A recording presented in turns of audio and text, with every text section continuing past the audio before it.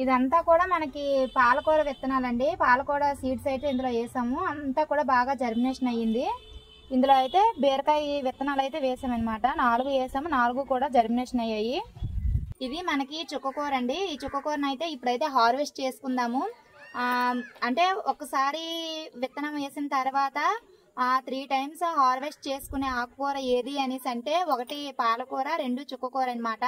పాలకూర కూడా 3 టైమ్స్ మనం హార్వెస్ట్ చేసుకోవచ్చు. చుక్కకూర కూడా 3 టైమ్స్ అయితే హార్వెస్ట్ చేసుకోవచ్చు. మనమైతే ఫస్ట్ టైం హార్వెస్ట్ చేస్తున్నాం అనమాట. విత్తనం వేసిన తర్వాత హార్వెస్ట్ అయితే చేసుకుందాం.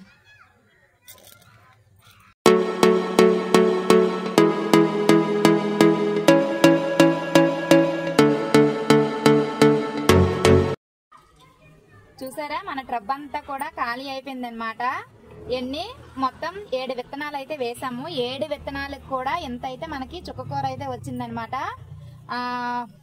మీరు కూడా ఇలాగే ఆకుకూరలు కానీ కూరగాయలు కానీ పండించుకొని హెల్దీగా ఉండాలనేసి అయితే మనస్ఫూర్తిగా కోరుకుంటున్నాను.